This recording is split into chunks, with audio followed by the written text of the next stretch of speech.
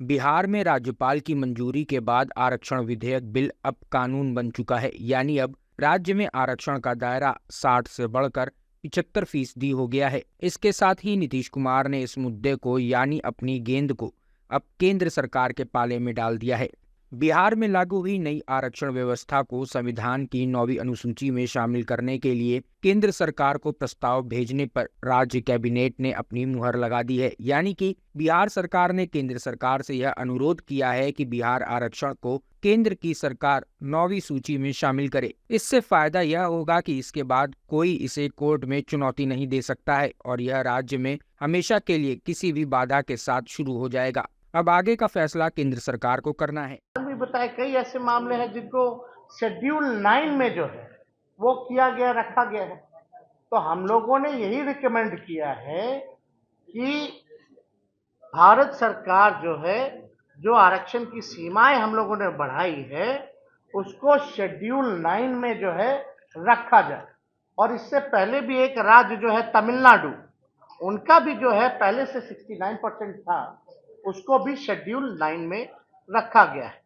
तो हम लोग तो यही अब इंतजार में है कि अविलंब भारत सरकार ना सोचे ना समझे, क्योंकि आपके दल के सभी लोगों ने यहाँ सहमति जताई है और आपके दल के लोगों का तो कहना है कि और भी बढ़ा दे सरकार तो उसमें भी साथ देंगे। तो कम से कम बिना सोचे अविलंब जो है इसको शेड्यूल 9 में रखा जाए। और दूसरी बात, जहां 2.5 लाख करोड़, जैसे वित्त मंत्री जी ने हम लोगों ने बताया, भूमिहीन को भूमि देना, गरीबों का घर बनवाना, लोगों के रोजगार में मदद करना, तो लगभग 2.5 लाख करोड़ का जो अतिरिक्त हम लोगों पर भार है वो किया जाए। हालांकि मुख्यमंत्री जी ने स्पष्ट ये विधानसभा में कर दिया था कि 5 साल तो लगेगा, लेकिन अगर भारत सरकार अगर विशेष मदद कर दे, विशेष राज्य का दर्जा दे दे, तो ये काम जो है 2 साल 2.5 साल में हम लोग जो है कर लेंगे, ताकि बिहार जो है गरीबी से मुक्त हो सके और अपने बिहार के लोगों के पास रोजगार हो, अपना मकान हो, अपना जमीन हो, ये हो सकेगा। और इसमें तो हम लोग सबको साथ लेकर के चल रहे। हम लोगों ने किसी के साथ भेदभाव नहीं किया है, चाहे अपर कास्ट के हों, बैकवर्ड हों, ईबीसी हों, schedule caste, schedule tribe, minority के लोग, सब लोगों को साथ हम लोग लेकर के चल रहे हैं। और हम लोगों को सब लोगों के लिए काम करना है। जो back bencher of the society है, जो गरीब परिवार है, उनको मुख्य धारा में हम लोगों को लाने का यही लक्ष्य है। तो इसलिए कल एक ऐतिहासिक हम लोगों ने निर्णय लिया कि भारत सरकार को हम लोगों ने रिकमेंड किया है कि भाई 2 चीजों का, एक तो शेड्यूल 9 में आरक्षण जो बढ़ाया गया उसको डाल दीजिए, और दूसरा, बिहार को तो कई बार वादा भी किया गया है। हमको जहां तक याद है कि प्रधानमंत्री जी ने भी चुनाव के दौरान, उससे पहले भी कई बार कहा है कि बिहार को जो है विशेष राज्य का दर्जा वो दिलाएंगे। नीतीश कैबिनेट के वित्त मंत्री विजय चौधरी ने भी कहा है कि बिहार में अब आरक्षण कानून बन गया है और राज्य सरकार को इस बात का डर है कि इसमें आगे कोई कानूनी पेंच लगाकर इसे रोका जा सकता है। इसके लिए जरूरी है कि केंद्र की सरकार इस आरक्षण के कानून को संविधान की 9वीं अनुसूची में शामिल कर दे। उसके बाद यह अड़चन हमेशा के लिए खत्म हो जाएगी। परिषद ने निर्णय लिया है जिन दोनों बातों के परिप्रेक्ष्य में आज हम लोग आपसे बात कर रहे हैं। दूसरा है कि आपने देखा है कि आरक्षण की सीमा जो हम लोगों ने बढ़ाई है, उसको हम लोगों ने मांग की है कि इसको संविधान के 9वीं अनुसूची के तहत डाला जाए।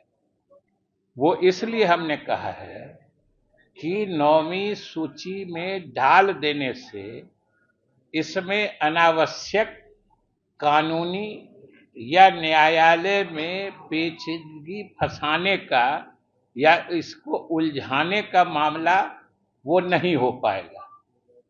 और ये इतिहास गवाह है कि अभी तक तो उसमें कितना 280-84 कानून डाले गए हैं जिनको न्यायिक समीक्षा से बाहर रखी गई है। और 9वीं अनुसूची का गठन ही संविधान में इसी परिप्रेक्ष्य में हुआ था कि कोई प्रगतिशील कानून बनाने के लिए चाहे राज्य के जो नीति निर्देशक तत्व हैं संविधान में उनको क्रियान्वित करने में अगर किसी मौलिक अधिकार का भी हनन होता है तो वो जो संविधान में हमने व्यवस्था की कल्पना की है सामाजिक न्याय की, वो उसके तहत उचित होता है और ये उच्चतम न्यायालय ने भी माना है। इसीलिए 9वीं अनुसूची का गठन ही यही इसीलिए हुआ है और उसमें अभी तक और बिहार के साथ तो ये सौभाग्य रहा है कि उसमें पहला कानून भी इसी प्रदेश का गया था जब श्री बाबू ने जमींदारी उन्मूलन कानून बनाया था। ये 1951 की बात जब इसका गठन हुआ था। पहला संशोधन है संविधान का, 9वीं अनुसूची का संविधान में जोड़ा जाना, ये अपने संविधान में पहला संशोधन हुआ था और उसका कारक भी बिहार विधानसभा या बिहार की सरकार ने जो जमींदारी उन्मूलन कानून बनाया था वो हुआ था। तो हम लोग ये चाहते हैं कि ये जो गरीबों के हित में न्याय करने के लिए जो पिछड़े वंचित चाहे दलित महादलित पिछड़े अति पिछड़े हैं अल्पसंख्यक हैं या सवर्णों में भी जो गरीब लोग हैं उनको न्याय दिलाने के लिए जो सरकार काम कर रही है उसको अनावश्यक न्यायिक पछड़े में न फंसाया जाए जिससे गरीबों को न्याय दिलाने में दिक्कत हो। इसीलिए हम लोगों ने इस कानून को जो हम लोगों ने अभी पास किया है इसको जो अभी परसों तरसों अधिसूचित भी हो गया महामहिम की सहमति मिलने के बाद, इसको हम लोगों ने मंत्रिपरिषद के निर्णय से भारत सरकार से अपील किया है कि इसको 9वीं अनुसूची में डालने के लिए आवश्यक संविधान संशोधन किया जाए। वहीं भाजपा नीतीश कुमार के इस कदम को चुनावी एजेंडा की तरह देख रही है। भाजपा का मानना है कि बिहार सरकार को पता है यह संभव नहीं है, फिर भी जानबूझकर चुनावी फायदा लेने की कोशिश में नीतीश कुमार यह सब कर रहे हैं।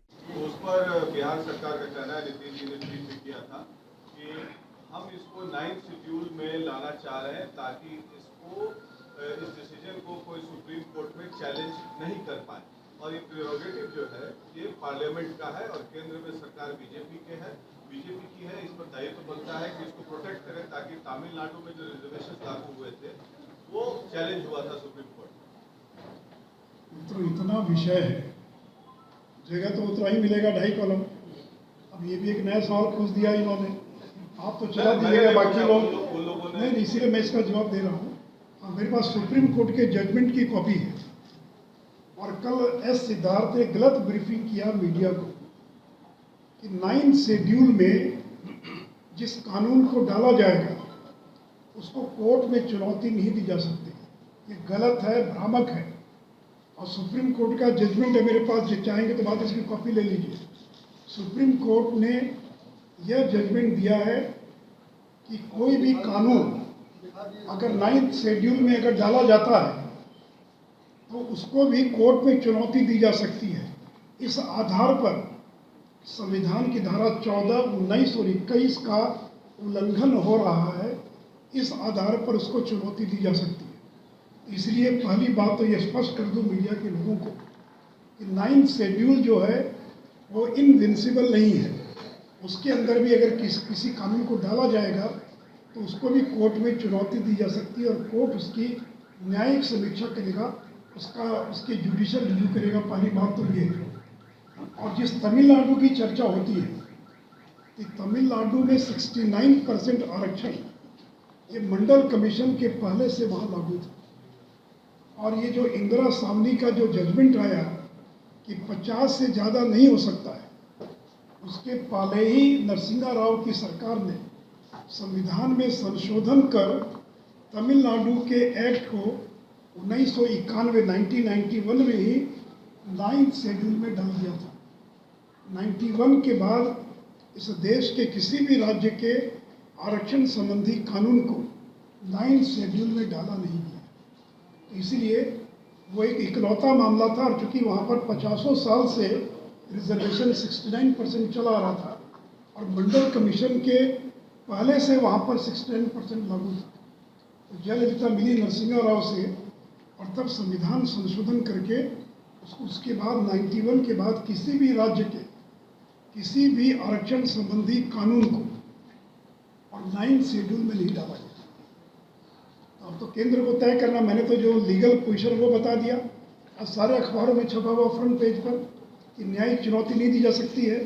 और ये मेरे पास जजमेंट की कॉपी है, जो चाहेंगे ये बाद में इसको बाद में ये ले सकते हैं।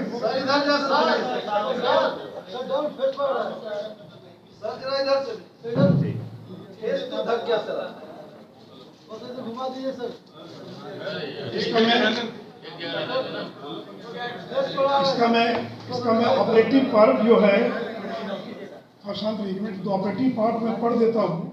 पहले जाति आधारित गणना, फिर आरक्षण। नीतीश कुमार ने आगामी लोकसभा और विधानसभा चुनाव से पहले एक के बाद एक और मास्टर स्ट्रोक खेला है, यानी मोदी सरकार को घेरने की पूरी रणनीति नीतीश कुमार ने बना ली है। अब देखना ये होगा कि इस मामले में केंद्र सरकार का अगला कदम क्या होगा।